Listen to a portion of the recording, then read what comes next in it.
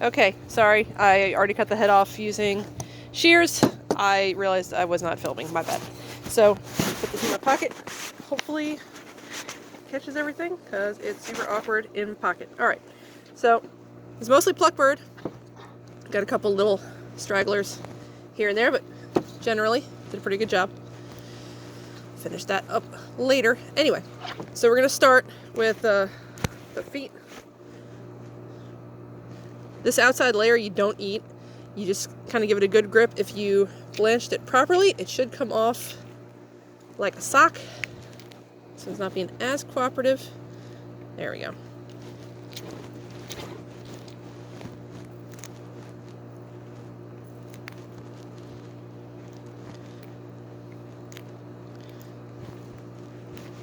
Alright, I'll finish that up later for the sake of the video. But you see how that one's coming off a little better. Not great, but stick that one in a little more hot water for a while. But anyway, once you get the feet peeled, and you can also get you got to get the toenails off too. You just kind of bend them backwards, and they just come right off. So once you get that done, what you do is you bend the feet backwards a little bit, and you slice on the top part of the knuckle, bend it backwards, and take it off there. You got a foot for broth later. Same thing on the other side again. I hope you can see this. I'm sorry. I don't have a head holster for my camera, so doing it in my overcoat pocket, my overall pocket. Another broth. Alright. So, took the head off again. I just cut around the neck and then I used the shears to get the head off. Sorry, I forgot to film that one. And then for the neck, you just always slice, you never poke. So just going to do quick slices around. Oh, I got the crop a little bit. That's my bad. That's alright, I'm going to hose it off. Usually you want to not give the birds food. And you just give that a good tug. It comes off. If you cut it right, which I didn't. There we go. Like a sock. There we go. You got that. Then you got the trachea and then the neck vertebra and the meat there. This you don't really want to save. This is great for stock. So we're going to go around that. Quick bend. Use some shears.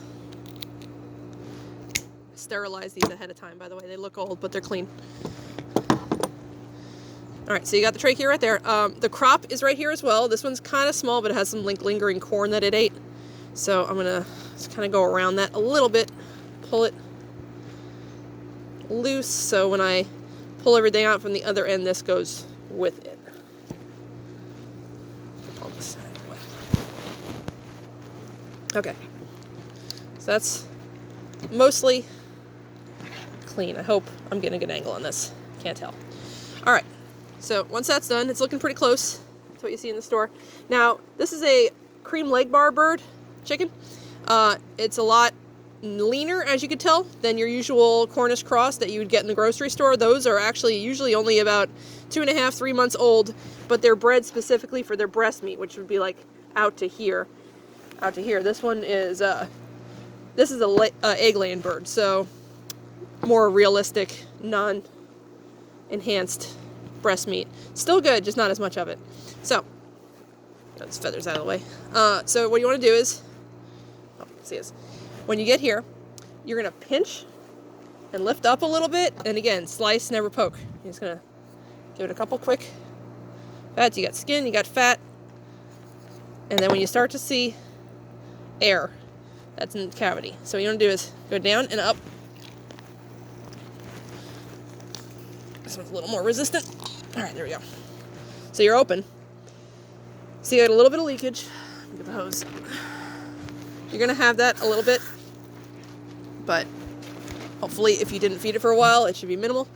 So you're going to go up and around the rib cage, kind of separate all that connective tissue and fat and whatnot that holds the organs where they usually live. So when you get really up there, you want to go all the way up and hook what you can and then just pull it straight down. You want to be as close to the edge of the table because inevitably a little bit of poop will come out, and you want it to go on the ground, not on your table if possible. Also, if there's an intestine rupture, you want to try to avoid that, but it happens. So straight out, and that was pretty good. See the most of the trachea came with it. And we got the liver. This here is the bile duct. This is the devil. Stay away from it. Don't cut it if you can. I want the liver though, so I'm gonna move everything else out of the way and hold it up so its gravity's working for you. Just kind of cut up and away from that bile duct. If you nick it, that's fine. Just rinse your meat right away if you plan on using the liver. Right here's the gizzard. I don't normally use it, but you can give it to your dogs or pigs, or some people fry it. I don't really care for them, so I'm going to leave that one. In here, oh my god, he's got some big kidneys. Some big old kidneys. You can fry those. I don't particularly care for them, but I will cook them up for the dogs with the hearts later. There's another really big one in there. Oh boy. Sometimes they squish up and you can't get them at all. Those are really good looking ones. Alright, further up we have the heart. It's just a muscle. Pretty standard heart. But again, I'm going to give it to the dogs. But yeah, it's pretty easily spotted. So the rest of this I'm not going to use. The lungs are still up in here. You got to scrape them out just a little bit. They are pretty soft and spongy. They tend to get, you know, pulverized when you're doing this. Let me rinse again. See what I mean? On the edge of the table, not with the meat. Okay. So you got all the guts in one neat pile hanging right there. And my hands. Alright. So you're going to take it, and you're going to hold it right there. There's going to be pelvis right here. You're going to go straight down. And that's all the way down to the bone. Move it over. Do the same thing on the other side, trying to stay away from the yucky parts, and then hold it up, and then underneath, like so. Then you got the whole kit and caboodle right there. Toss that. And then spin it around. In this case, the esophagus didn't come with the rest of it, so I'm going to give that a quick tug. Had a little more connective tissue in there than I was expecting. Let's pull that out. And there you go. I'm going to do a little further plucking. I missed a few little feathers here and there, but give it a quick rinse. That is pretty much the bird you get in the store. So,